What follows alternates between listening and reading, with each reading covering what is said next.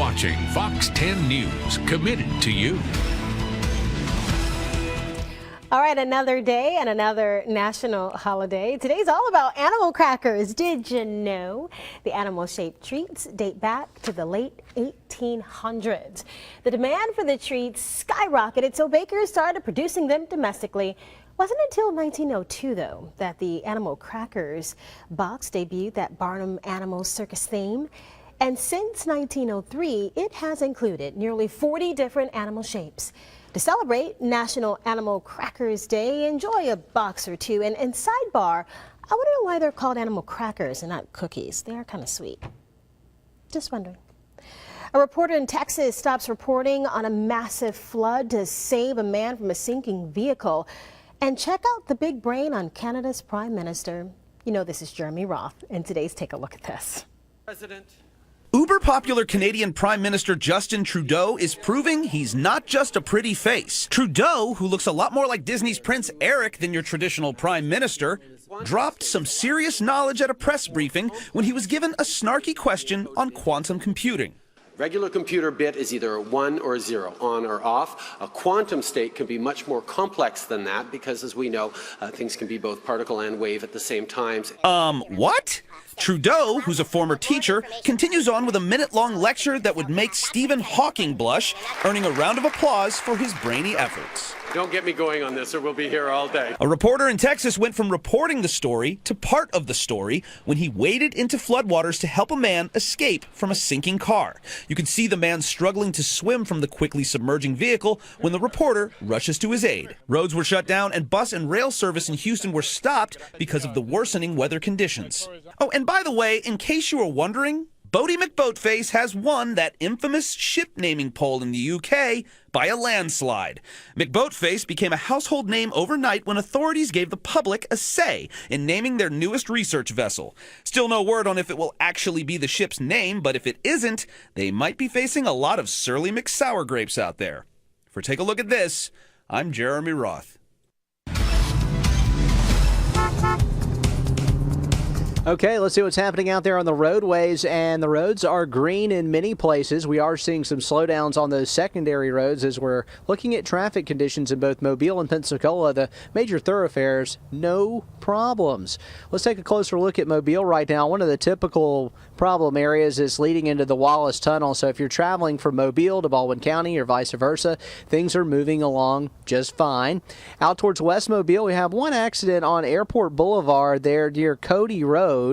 And also, as we head over into Baldwin County, one accident here near Malbus, but it's not having major impacts on traffic, although there appear to be some slowdowns heading northbound on 181 close to the interstate, and that's obviously an area where we typically have problems.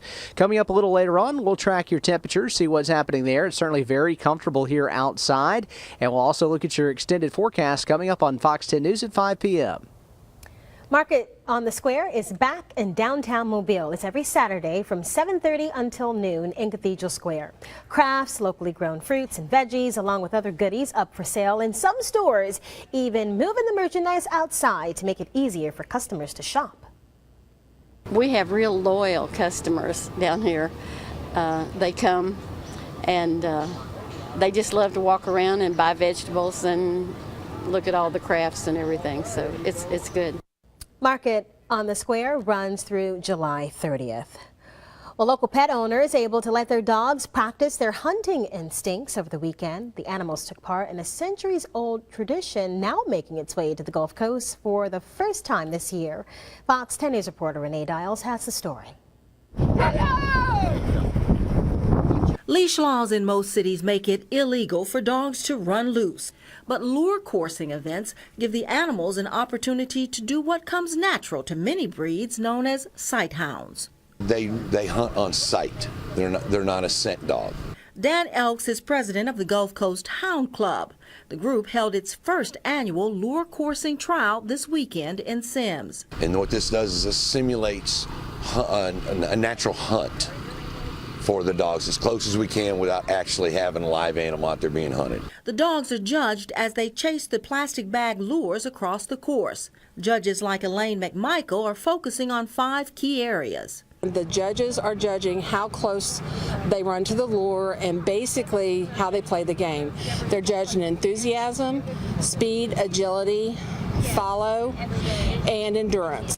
Mary Beth Lanaza brought her Saluki over from Gulfport, Mississippi. She just completed a beautiful run where she was right on top of that lure the whole time, and her speed is phenomenal. But Lanaza says her dog doesn't perform for praise or trophies. She just likes it. And apparently so do all the other breeds who took part in the event. Renee Dowles, Fox 10 News. Well, 45 animals signed up for that two-day event. It was at Mary G. Montgomery High School. Take a look at this. Philip the duck is proudly strutting around Wisconsin with new 3D feet. Philip lost his feet to frostbite. A teacher at a local middle school wanted to help. She was able to create plastic feet for Philip there using a 3D printer. The students watched as Philip was fitted with the new feet and quickly learned how to walk in them. He picked it up real fast, and I'm sure he'll learn to balance again and be able to waddle around with all the other ducks. And the hope is Philip will continue with the progress and be able to swim soon.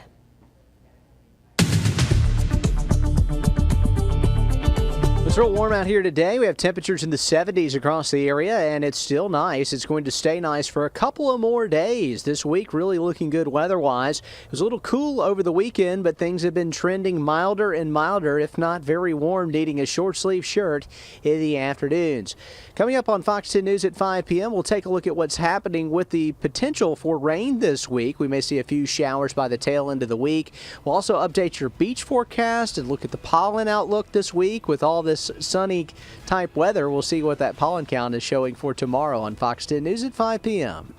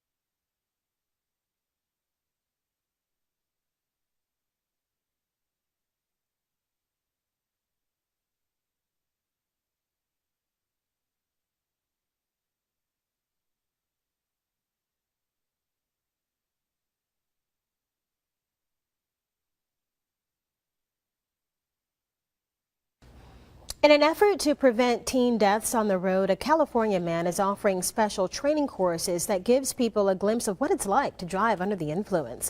Fox's Allie Rasmus with the story. Okay, here we we go. Crushing cones and swerving off course. Navigating the road is a different story when you're looking through these lenses. Let's do some drunk driving. They're DUI goggles meant to simulate your vision when you've had too much to drink. 18-year-old Alex Stout got behind the wheel with the goggles on, and he didn't do too well. I thought I was driving in the lines, and I hit one of the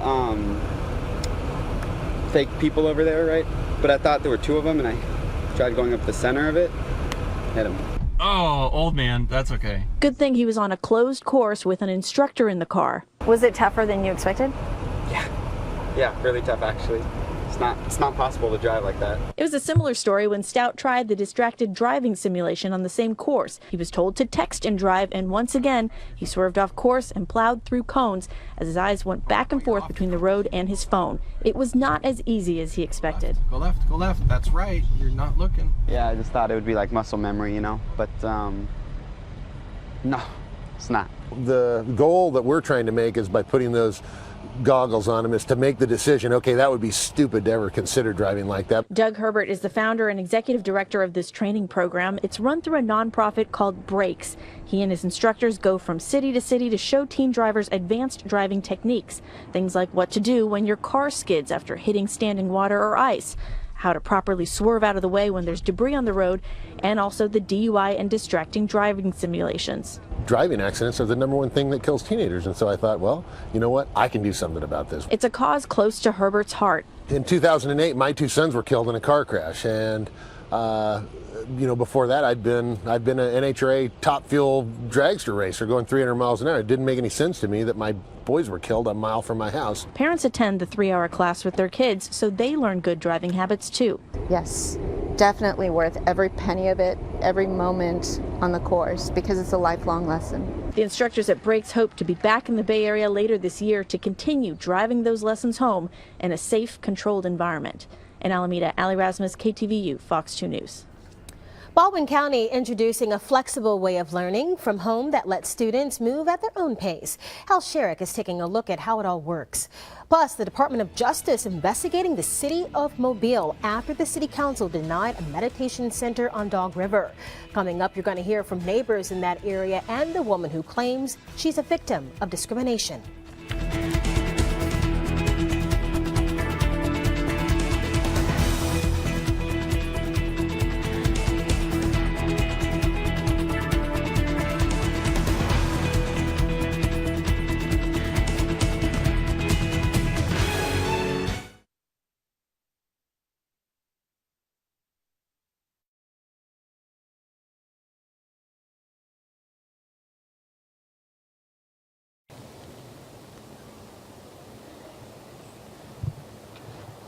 Yeah, Lauren Nibbett wants to build a meditation center, I can hear you, Trey, and 2 other buildings as well as a park.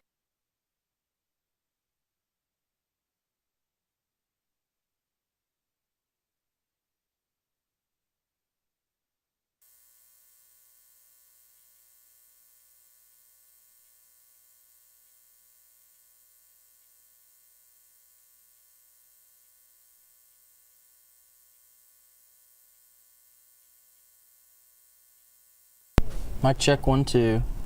You need me now?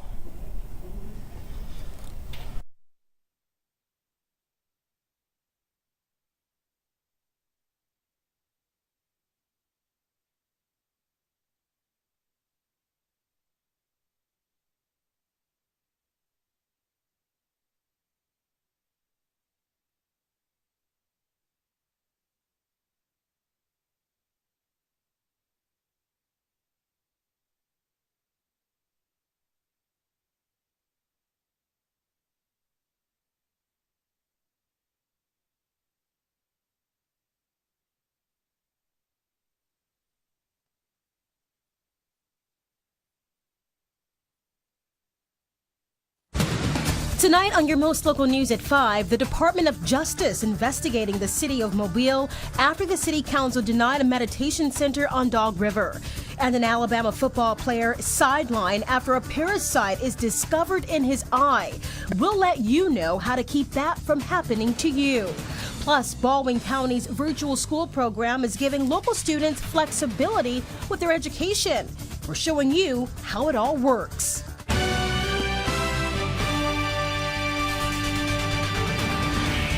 committed to you. Fox 10 News at 5. And thank you for watching Fox 10 News at 5. It's good to see you. I'm Lenny Slagan. Bob Grip passed the night off. The Department of Justice investigating the city of Mobile. The founder of Meditation Center of Alabama says she was discriminated against when the city council turned down a proposal for a meditation center on Dog River. Fox 10 News reporter Rebecca Hager has been covering this story for months. She's joining us now with the latest. Rebecca. Well, Lenise, Laura Nimmitt wants to build a meditation center, 2 other buildings, and a parking lot at this property near her home. Well, after the city council and the planning commission turned her down, she promised she would take this to the Department of Justice, who has now confirmed it is investigating.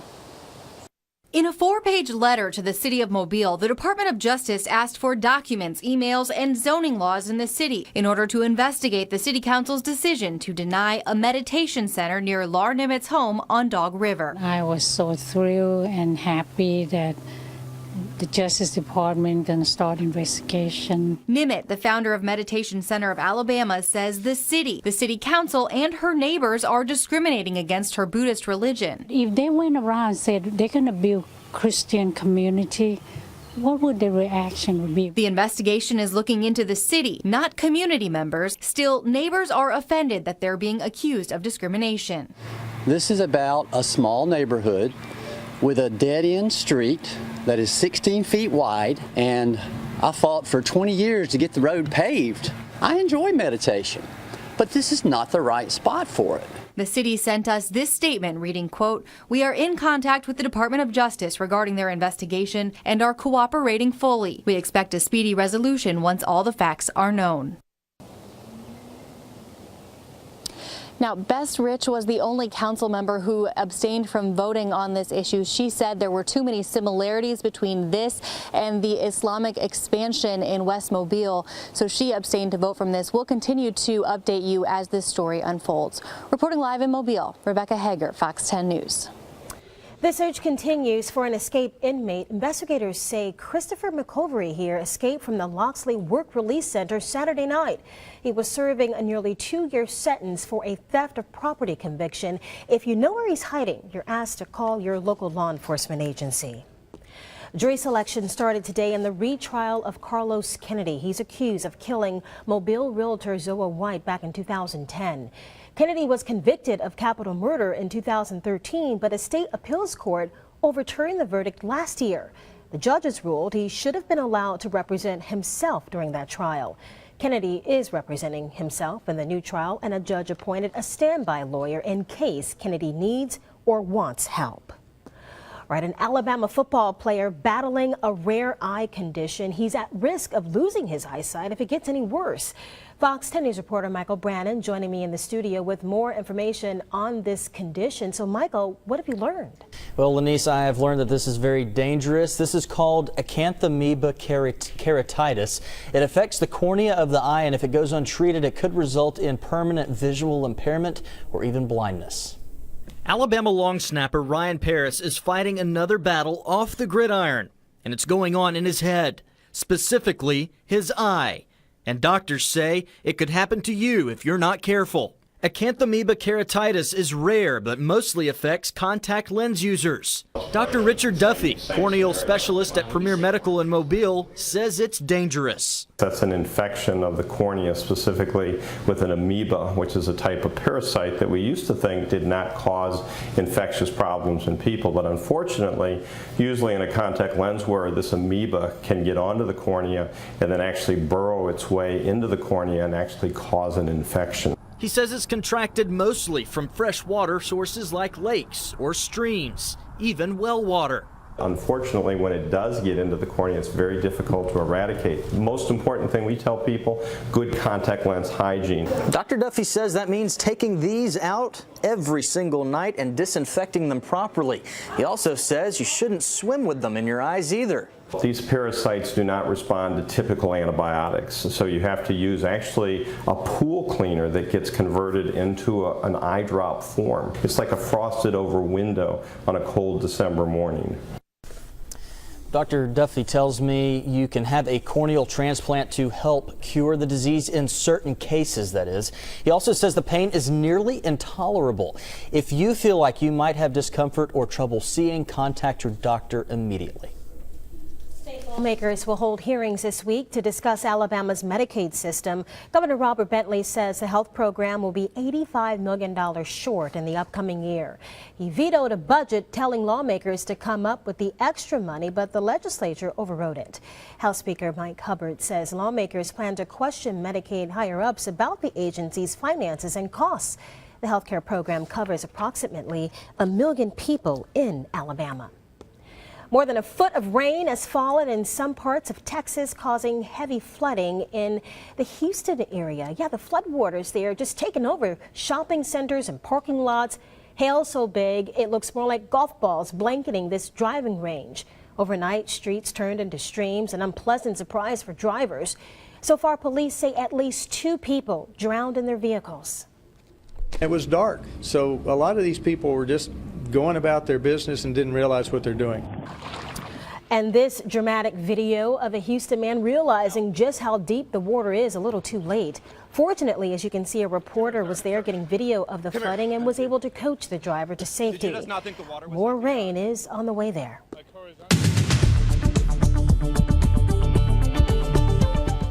Well, it's beautiful down at the beach right now as we're looking back over towards Perdido Bay and back out in the direction of Florida. Yeah, you can see we're looking a little bit to the east this time with our turquoise place camera in Orange Beach and looking across the Alabama-Florida line. Hey, it's nice outside here, too, at the Fox 2 News studios. We've got plenty of sunshine out there, and it is real warm. We've got our temperatures out there outside right now into the 70s, and we're looking at Mobile at 75 degrees. We were at 77 last hour. Gulf Shores is at 70 degrees, so it's really nice out there across the Gulf Coast right now. And as far as what's going to happen through the evening hours, we're expecting temperatures to stay in the 70s for the next couple of hours, and then after sunset it'll start to drop. It'll be a little cooler by 9 o'clock, but still only in the middle 60s. A real pleasant evening for us here, and temperatures just don't change all that much in our 7-day forecast, but we do have some rain chances. They're not extraordinary, but they're in there. We'll look at that coming up later on here on Fox 10 News at 5. And also ahead on your most local news at 5, Alabama's former law enforcement secretary says he's filing a wrongful dismissal lawsuit. We'll bring you the latest from Spencer Collier. Then this. Baldwin County Schools' virtual school program allows students the flexibility of learning from home at their own pace and the advantages of being tied into their own base school. I'm Fox 10's Hal Sherrick. I'll explain how that's working out coming up next.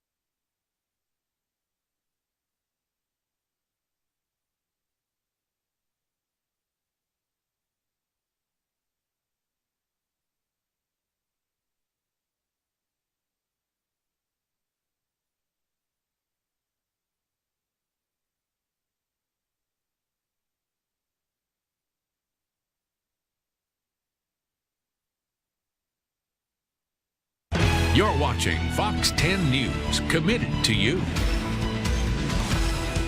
Baldwin County school leasers touring the system's virtual school today. It was the first of its kind in the state and is now in its third year. Fox 10 News Baldwin County reporter Hal Sherrick shows you how it works. Headquartered in a rent-free facility on Faulkner State's Fairhope campus, Baldwin County's virtual school program continues to grow as more families look for alternative means of education. Baldwin County School Board President Shannon Cawley and Superintendent Eddie Tyler stopped in to visit with some students to find out what attracted them to the program. The challenging aspect of it, that the brick and mortar, it was too much distraction for some of them, just maybe the way that they're kind of put together. This was more driven. What started as a pilot program 3 years ago with just 18 students has now grown to 80. Students typically study from home and use the curriculum of Access Distance Learning, which is administered through the Alabama State Department of Education. Face-to-face contact is only required for test days, but is available anytime. Students say the program offers the flexibility and challenges they need. There's a lot of structure to it, but there's also enough freedom to where I can get some other things done that I need, or I can focus on certain academic topics that I don't understand, or blow through the ones that I do. So I create the environment that I need to be in to learn.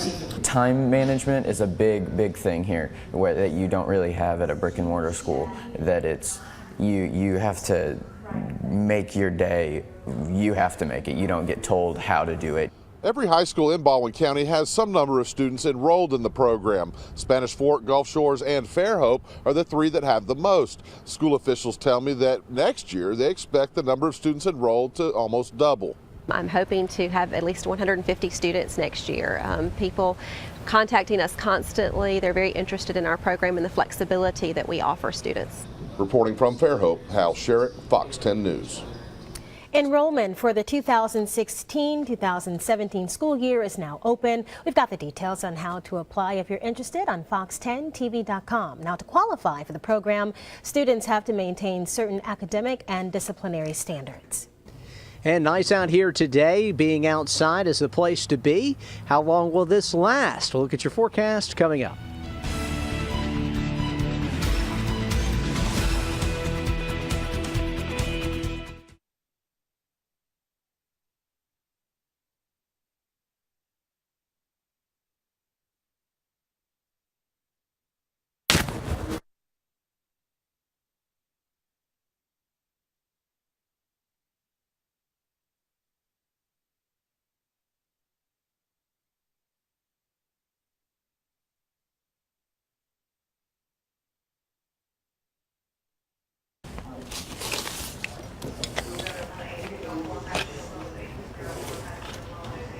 Mic check 1 2 3 4 5 6 7 8 9 10.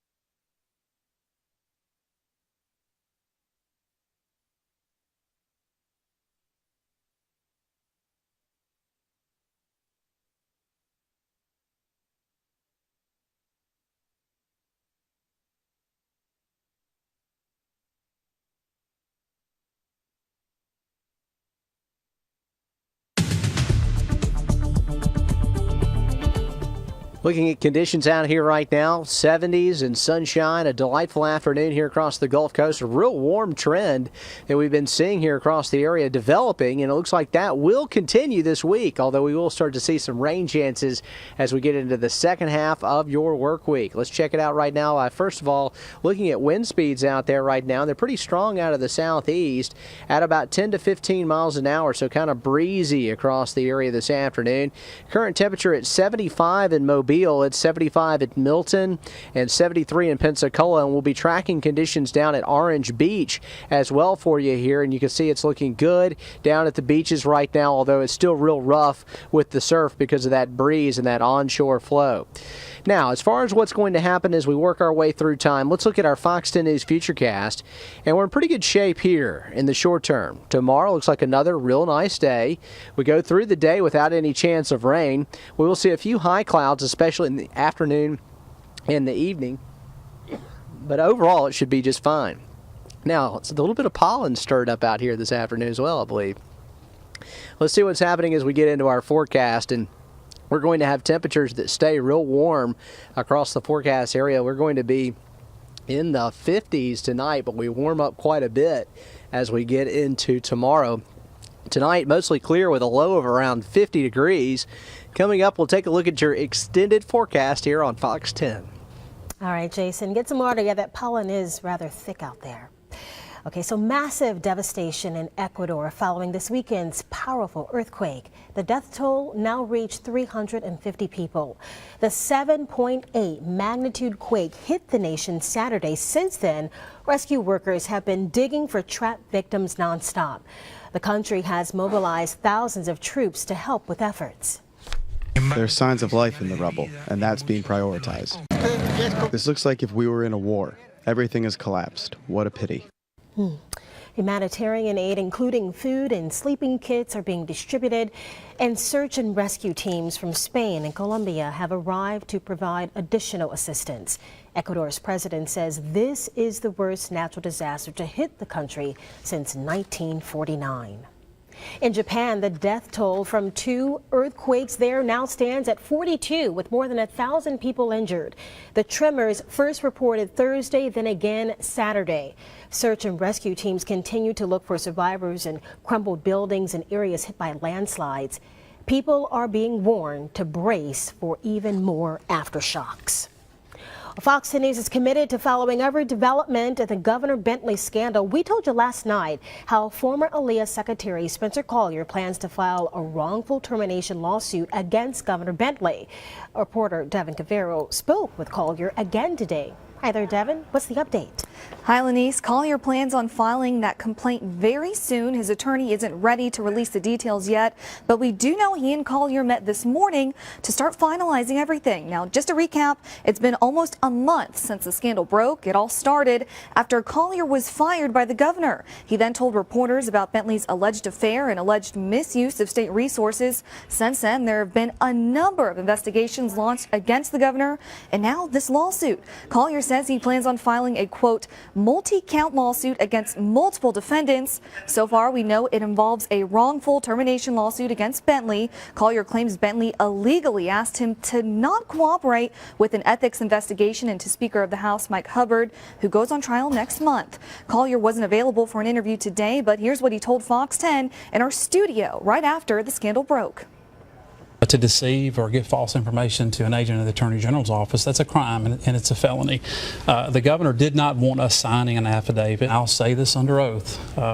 The governor told me he did not want us signing affidavits and then said clearly, well, just tell them the investigation is not done.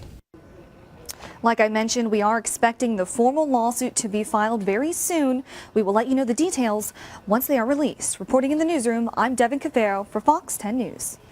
Efforts to remove the governor from office could ramp up this week. Representative Ed Henry filed an impeachment resolution earlier this month, but the state constitution is very vague on how to handle it.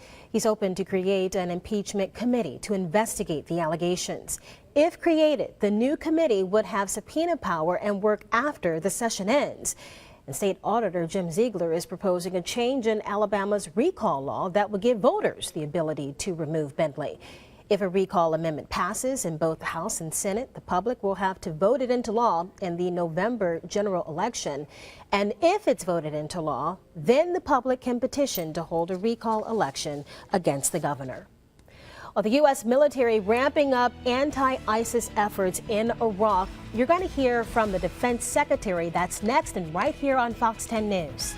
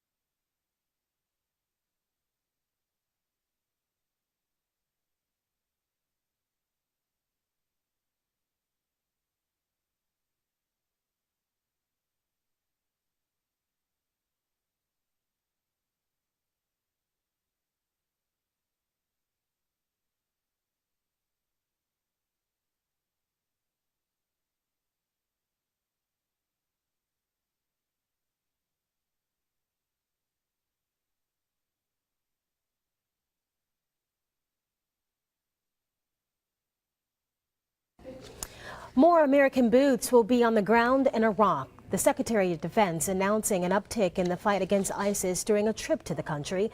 Fox News national security correspondent Jennifer Griffin at the Pentagon with more. Defense Secretary Ash Carter in Baghdad to discuss the battle against ISIS with U.S. military officials and local leaders, and announcing the Pentagon is ramping up its efforts against the terror group. 217 more troops will be sent to Iraq. So-called advise and assist teams may end up closer to the front lines of fighting. I, and more importantly, of course, the President, will continue to be asking, even as we're asking more of ourselves, to ask more of our coalition partners in Europe, the Gulf, and elsewhere. The U.S. also sending Apache helicopters to help Iraqi forces recapture Mosul. It's the first time the choppers are being deployed for anti-ISIS duties in the country. An additional high-mobility artillery rocket system will be on the ground to help retake Iraq's second-largest city. Most of these forces will be obviously assisting the Iraqis, but Apache helicopter pilots will definitely be in combat. The increase brings the number of authorized American troops in Iraq to 4,087. This is the first significant boost since last June, when hundreds of U.S. troops were sent to help the Iraqis reclaim Ramadi, which was liberated in December. These enhancements are consistent with recommendations that the President received from his military advisors.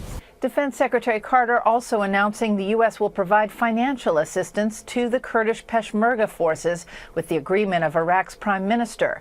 At the Pentagon, Jennifer Griffin, Fox News. An effort to raise global gas and oil prices comes to a halt, all thanks to Iran. Leaders from 18 oil-producing countries met over the weekend to talk about a possible freeze in production. They wanted to counter the low prices we're seeing at the pumps. But a deal fell through because Iran didn't attend the meeting. The country is believed to be trying to regain its own market share after sanctions were lifted. Saudi Arabia says it won't back any freeze if Iran doesn't agree, which means production levels are not changing. So let's take a look at the current prices out there. According to AAA, the national average for a gallon of regular is $2.11. In Mobile, it's about $1.89 a gallon. So we have much more coming up on Fox 10 News at 5. The Supreme Court takes on a high-profile immigration case that could set a precedent for executive orders. And we'll let you know how the state of Alabama is involved. Plus, with 1 day to go before the primary in New York, Bernie Sanders is looking for an upset on the Democratic side. This as Republican attacks grow more fierce. The latest from the campaign trail is after the break.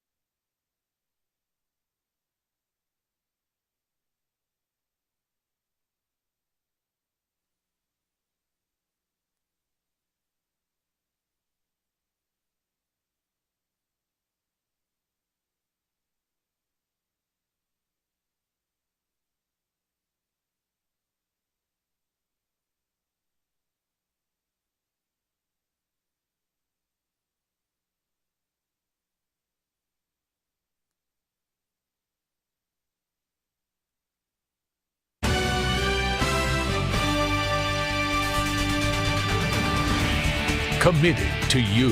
Fox 10 News at 5:30. Voters in New York are getting ready to head to the polls. And while GOP frontrunner Donald Trump is expected to win big, Bernie Sanders is hoping for an upset against rival Hillary Clinton. Fox's Joel Waldman in Washington with the latest from the campaign trail. Less than 24 hours before polling sites open in the New York primary, Democratic underdog Bernie Sanders continuing to push back against increased attacks from Hillary Clinton. Sanders admitting he's tired of being beaten up by Clinton. That's what's different about our campaign. We don't get money from big money interest. Sanders not the only one responding to amped up attacks from the former New York senator. Team Trump is also fighting back. At the same time, a Clinton super PAC announces it's preparing to spend tens of millions of dollars online trying to reach potential supporters in 7 swing states. She's effectively saying that we have, we're going to be the nominee and he's going to be the nominee. So it's going to be an interesting battle between the two of them. And while Trump is poised to win the New York primary by a landslide, he's sprinting to the finish line with a mega rally in Buffalo today, hours after holding a closed-door diversity meeting at Trump Tower in Manhattan. We love this city. You look at the other folks that are running, they couldn't care less about New York. That's right. We do care about New York, and we care about New York a lot. And we care about New York values. After Trump lost all of Wyoming's 14 delegates to Ted Cruz over the weekend, some political observers are pointing out the billionaire is only complaining about the states he's not winning. The Cruz campaign has out-organized the Trump campaign repeatedly, and Donald Trump has admitted, look, I don't complain about the states that I've won. Ted Cruz took to Twitter to tell Donald Trump to stop whining. Trump firing back, saying that Cruz had to sell himself to the GOP because he can't win the voters. In Washington, Joel Waldman, Fox 10 News. The Supreme Court takes on a high-profile immigration case that could affect 4 million people living here illegally. 26 states, led by Texas, are going up against the Obama administration. At issue here, 2 programs that shield millions of immigrants from deportation and possibly making them eligible to work in the U.S. The administration says the president has power when it comes to deportations and immigration policy, but the states argue the president's executive orders are not legal. He said, I'm not the king. This is a democracy. We have a process for this. And then the day that he came out with this executive action, he said, I just changed the law. They're dreamers and college students. They are the next generation of Americans who are going to make this country proud and strong around the world. A decision is expected by June. The court appeared divided between its liberal and conservative wing, with Chief Justice Roberts emerging as a potential swing vote. Part of the state's argument is it's going to be strapped with all kinds of new financial burdens under these programs. Well, Alabama is one of the 26 states suing the federal government. State Attorney General Luther Strange attended the Supreme Court arguments this morning.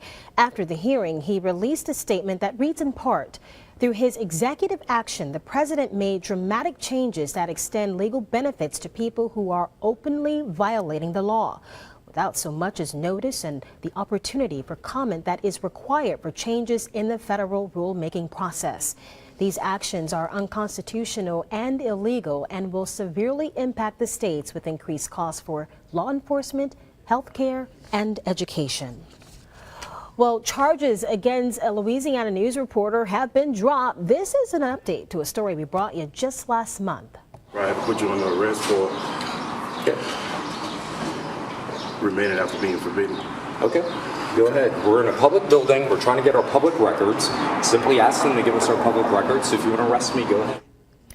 Chris Nakamoto is a chief investigative reporter for WBRZ, that's in Baton Rouge. Last month, he was detained in the town of White Castle after public reports requests concerning the mayor's salary and benefits. After town clerks refused to hand over those documents, he continued to ask questions, eventually slapped with a trespassing charge, even though he was in a public building. The case was dismissed last week. The town, by the way, didn't have a comment on the dismissal. Well, let's take a look at what's happening out there on the roadways first, because we have had some traffic issues today, but there's not a lot going on. Look at the green on the map here. All the roadways moving along pretty quickly, especially the major interstates and the highways. Some of the secondary roads, we've seen some backups, but even looking out over the Bayway right now and along the Causeway, things are moving along just fine, and those are areas where we typically see some issues with traffic this time of the afternoon. And looking at I-10 right now, a heavy flow of traffic, but it's moving along fine on the Bayway. The Causeway also doing well. We have a pretty good little breeze, wind out of the southeast. It's choppy out over the bay right now, and we've seen a high risk of rip currents along those area beaches. Now, as far as what we're tracking out there with our weather pattern right now, our current conditions, Mobile at 75, Gulf Shores at 69, a little cooler with that breeze off the water. We are starting to see the winds lighten up a little bit, though, after a real windy weekend, and we may even see a lower risk of rip currents tomorrow at around a moderate risk. It's been a high risk most of the last couple of days. Here's your forecast and our temperatures. Staying around 80 degrees on both Tuesday and Wednesday, and then we'll see a little change by Thursday, clouds increasing and some showers roll in, but the rain chances are not impressive. Thursday night, only a 50% chance of rain. Thursday during the day, a 40% chance. Friday, a 30% chance of rain, and temperatures don't change much at all. You can see that's a very, very weak front. That's just the tail end of that system that's created all those flooding rains over Texas, and in our area, all we're getting is just a few scattered showers towards the tail end of the week. We'll look at that flooding situation in Texas coming up, track some of the rain totals over that way, and also continue to monitor the pollen data and see what's happening with your pollen forecast coming up. Well, the mayor's office is hoping to get a $14.5 million grant to rebuild about 5 miles of Broad Street in Mobile. If the city wins the grant, it would have to match about $3.5 million. City engineers say the fix is important because the stretch of road is a major corridor that connects businesses. The money would be used to rebuild the 5-lane road. is rebuilding from curb to curb, new medians, bike lanes, but also just cleaning up all the drainage underneath these old roads. So it would be a complete rebuild, just like what's south of I-10 on Broad Street. This is the third year the city will apply for the grant. The mayor's office is asking the city council for permission to apply tomorrow. It's due later this month, and there should be an answer by the fall. The City of Mobile, the council, also set to vote this week on a $3.5 million improvement project. It would focus on Ann Street from Arlington to Douglas Streets. Residents in that area have been complaining for years that drainage is a big problem. If approved by the council tomorrow, work could start this summer. So online shopping has a new look and feel on the Eastern Shore. We're going to tell you about a new way for you to get your groceries without even leaving your car. That's on your most local news at 5 when the news continues. And thank you for staying with us.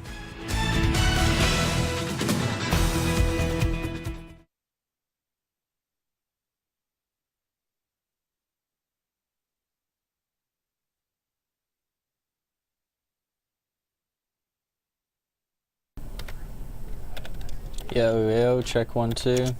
What's up?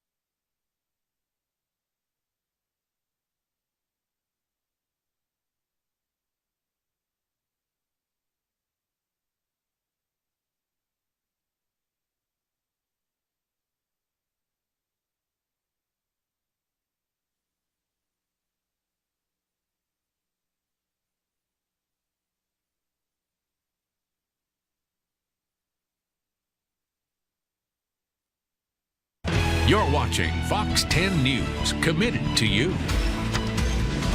And welcome back to Fox 10 News at 5. How many of you shop online for clothes? What about your groceries? Well, get this. Walmart is offering a service to customers with a twist.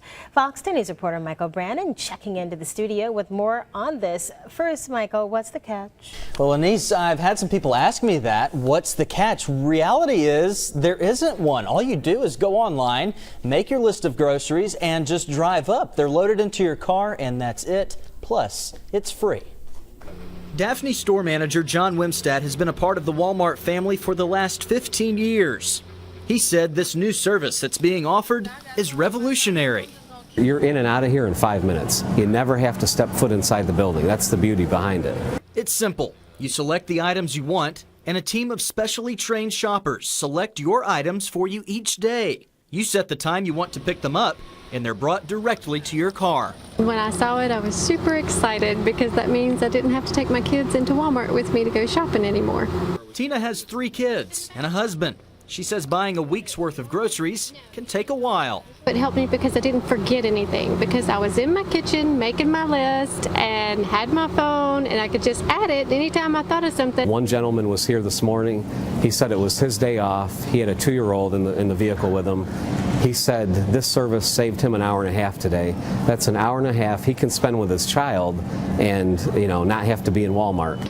John says this new Walmart feature isn't just helping busy moms and dads, it's providing jobs as well. 10 at the Daphne store alone, and another 10 at the Fairhope store. As this expands, it will grow more jobs on top of that. Well, John also tells me you can purchase other select items outside of the grocery department on the app and have them delivered to your car as well. Daphne and Fairhope stores are in the test market right now. Walmart expects to roll this feature out to all stores in the near future. Interesting. Amazon is tweaking its Prime service and going after Netflix in the process.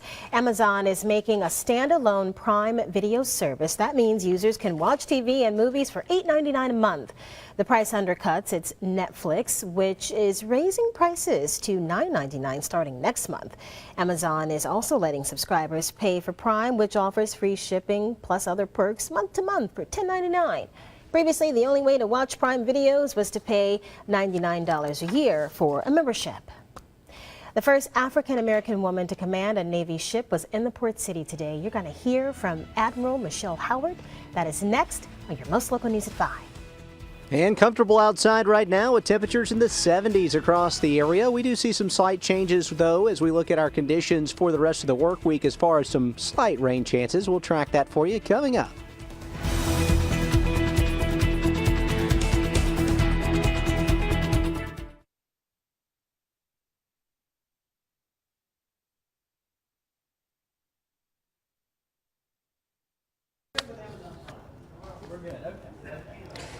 Mic check 1, 2, 3, 4. Lenise Admiral Howard helped pave the way for many African Americans and women after her.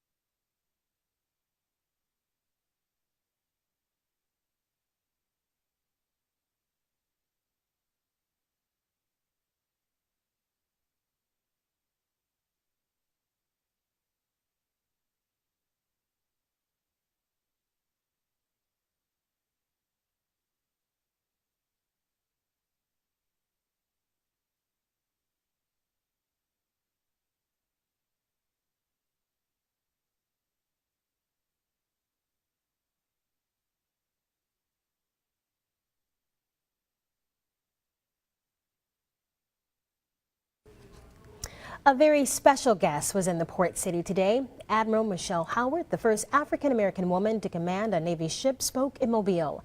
Fox 10 News reporter Devin Cafaro was there, and Devin, I'm sure it was a special event. That's right, Lenise. Admiral Howard helped pave the way for many African Americans and women after her, and now she has an inspiring message for others. You already have all the keys to success. Here's one more name in your collection. After receiving a key to the city, Admiral MCMICHAEL Howard spoke to a room full of veterans and military members about the men and women who've inspired her. There's never any whiff of self-doubt. Just yesterday, she was the Fox News Power Player of the Week. For any woman in any occupation where there hasn't been opportunity before, it's the belief that you can get Get to it. You can succeed. Her story started at just 12 years old when she was told women couldn't get into the Naval Academy. That law changed by the time she was 18, but she still faced challenges. An officer said, you need to get out. You need to go where women are accepted. No, I'm an officer. I want to serve my country. Since then, she's become the first African-American woman to command a U.S. Navy ship and the first 4-star female admiral in naval history. She's also played a key role in the rescue of Captain Richard Phillips, whose kidnapping by Somali pirates became a film. Potential piracy situation. Mobile Mayor Sandy Stimson says it was an honor for her to tour Austell today. This is a lady who has broken through so many barriers and set an example for so many that would follow her. And after the Buffalo Soldiers Association honored her, she left us with this message for others who are facing their own challenges. Don't let the naysayers stop you. You know, you have to have belief in yourself, and a lot of times it's your family and friends who will help you get to yes. So don't give up on your dreams, ever. We're told Admiral Howard is the president's top pick for leading naval forces in Europe in the future. Reporting in the newsroom, I'm Devin Cafaro for Fox 10 News. All right, thank you, Devin. I want to get another check on the forecast now with our chief meteorologist, Jason Smith. So, Jason, I've got this for you. It's a bottle of water because that pollen count is high, my friend. Yeah, it's getting on up there. We've seen a number of dry days in a row, and you have that green film out there starting to develop again on the cars and on your porch. Yeah, everybody's starting to see it back here across the area a little bit. Let's see what's going on as we track conditions. First of all, we'll start out with our satellite picture, and it's been a warm trend, and we've got plenty of sunshine out there. We'll see a few high clouds, and they'll show up more when we have our sunset here upcoming just a little after 7 o'clock. Should be a real pretty one this evening. As far as what's going on and the potential for rain, we're not seeing it here. It's held up by a strong ridge in the atmosphere, and that's focusing the rain over Texas and Louisiana. And we're not done in this location, although temporarily we're seeing some improvements around Houston after picking up over a foot of rain here in areas just to the north and west of Houston, Texas. Most of the area reporting flooding. We've had reports of rescues as well. You may have seen some of the stories here on Fox 10 News. More rain is expected for the next day and a half in this area that's already been hit very, very hard. But for us, we're just not seeing those chances. We're underneath that ridge, and we're seeing dry conditions here. A strong southeast wind at about 12 miles per hour right now for Mobile, Gulf Shores, and Pensacola. And our current conditions, our temperatures at 73 in Pensacola, 75 in Mobile, and 72 for Pascagoula right now. We're near 80 as you head up into the inland spots. A closer look at Mobile County, cooler at the beach. It's 68 down at Dolphin Island, 69 for Fort Morgan. But you head up the road, you go up 59, and it's 75 degrees as we get to Summerdale there, up Highway 59 in Baldwin County. So the further you get away from the water, the warmer it is. And you can also see Fairhope and Daphne pretty high right now with our temperatures 75 to 78 degrees. That's because the wind's out of the southeast, so it's really coming off the land and then blowing out over the water. It's a little cooler on the other side of the bay. Theodore at 68 degrees. Now, where does our weather pattern go for here? Let's look at our forecast. Tonight, mostly clear with temperatures in the lower 50s. Winds out of the southeast at about 5 miles an hour tonight. Tomorrow, a beautiful day. Some upper clouds, but very warm. Temperatures in the upper 70s at lunch and into the afternoon. Pollen count tomorrow still should be medium high, so it's mainly the oak trees that are getting it done to us right now, but also some grass pollen in the area. And looking at our 4-day outlook, our rain chances start to pop in there a bit on Thursday and Friday. We may get some rumbles of thunder with that too, but we're not seeing any real threat of severe weather. The best chance of rain will be Thursday afternoon. And then Thursday night, a little better chance at about 50%. Then Friday, back to a 30% chance of rain, mainly in the morning. We're expecting that front to drift through the area on Friday. It's such a weak front, too. You can tell behind it hardly any change in temperature. The weekend at this point is looking good. Temperatures at 79 on Saturday and 81 on Sunday. So that's what we're seeing here as we're tracking conditions outside the Fox 10 News studios. Very, very nice. And our extended forecast should stay nice. Just a few spotty to scattered showers, mainly talking about a quarter to about a half an inch of rain with that event for Thursday Thursday, Thursday night, and Friday. So not a big deal, and no formal severe weather risk with that either. We'll continue to keep you posted. I'll have another update on our extended forecast as we fine-tune the numbers at 9 p.m. And, of course, you can check in with meteorologist Michael White for the updates in the morning. We also have Chastity and Matt in this week as well with the updates on your morning forecast. The Coast Guard wants to alert us to a potentially dangerous situation it's faced in Mobile. Someone pointing a laser into the cockpit of an airplane. Fox 10 News reporter Steve Alexander spoke with the Coast Guard pilot who faced that situation over Mobile Regional Airport. This FBI simulation video shows the dangers involved when someone shines a laser pointer at an aircraft. Coast Guard Lieutenant Alex Bernstein knows the danger all too well. About 6 months ago, Bernstein says he and another pilot were flying a Coast Guard plane at night at Mobile Regional Airport when that happened to them. Our aircraft was struck by a very bright green laser, illuminated the entire interior of the aircraft. Bernstein describes what happened then. I was not able to see my flight controls or the airspeed. It was very distracting. The other pilot was able to take controls of the aircraft and land the airplane safely. Coast Guard Lieutenant Garrett Santos says a laser light can travel more than 10 miles. If you get struck by a green laser, it can cause blinding, it can cause permanent spots in your vision, spasms in your eye, and it can also cause, it can flare out to a more general light when it hits the windshield of the aircraft to cause a really bright light right in the faces of the pilots. Coast Guard officials say a laser light could also cause a pilot to crash a plane, injuring or killing people on the ground. As for the suspect in Bernstein's case, and the local authorities were able to find this individual pretty quick. The penalty for conviction can be steep. It can come with up to $250,000 in criminal fines and then an additional $11,000 in civil penalties per occurrence, and then up to 20 years in jail.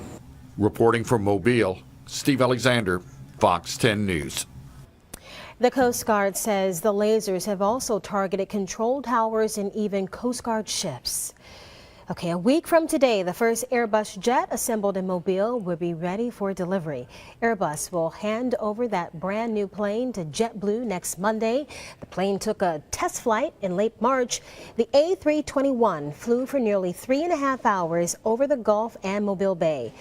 Pilots tested every feature. 7 other airplanes are currently being assembled at the facility. The Mobile plant is expected to produce up to 50 jets a year. The Golden State borrowing from the Empire of the Sun for tips on how to keep buildings safe during earthquakes. We'll show you the new technology next on Fox 10 News.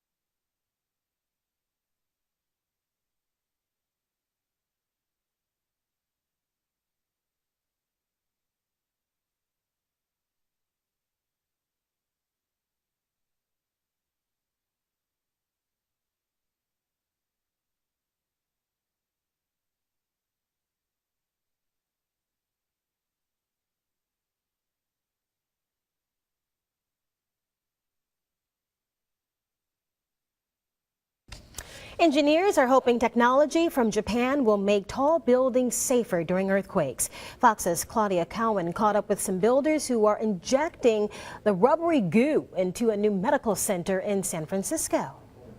Some buildings don't stand a chance when a big earthquake hits. But this $2 billion medical center opening in 2020 should survive intact thanks to 120 viscous wall dampers filled with polyisobutylene, a commonly used goo developed in Japan 20 years ago. Engineer Jay Love uses a model to explain how it works. As the one floor moves relative to the other floor in the earthquake, it's pushing a vein through this viscous material, absorbing the energy of the earthquake.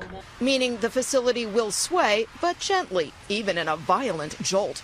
Engineers at the University of California at San Diego subjected the dampers to the equivalent of a 7.9 Temblor, the same magnitude as the Great San Francisco earthquake of 1906.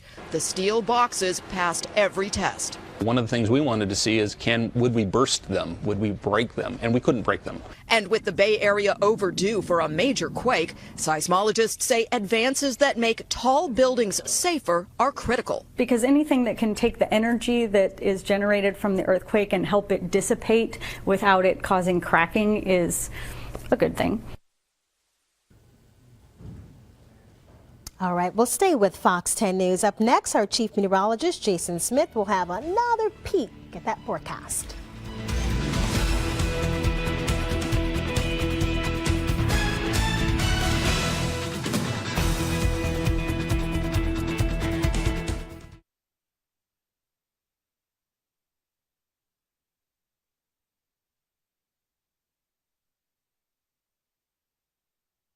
In the studio, or do you want me in the on the patio? Well, I'm not really dressed for the studio, but I could sit up there. I mean, huh? Okay.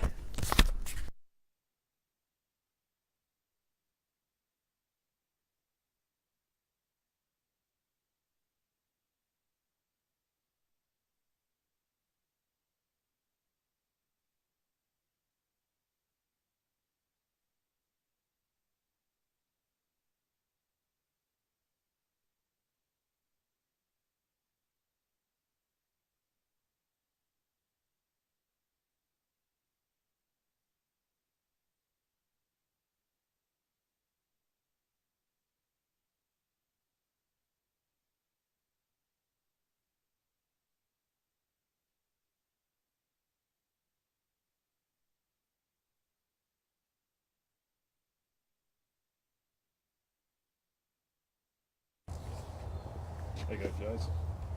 All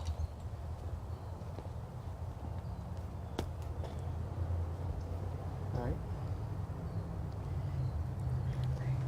Okay, mic check 1 2 3. Mic check 1 2 3. Yeah,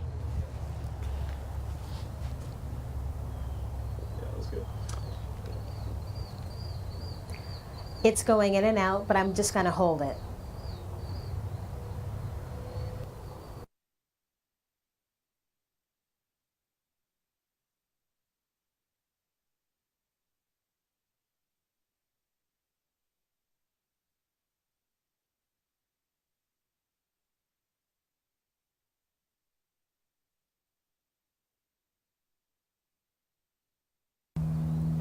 And welcome back. I decided to come out here and join you. It's so nice. It is nice out here, Lenise. It's amazing how fast you got over here. Well, you know. And sunshine and temperatures in the 70s. Really hard to complain about our weather. Absolutely. Today. It is nice. It's nice, and let's see how long it stays nice. Tonight, kind of cool down into the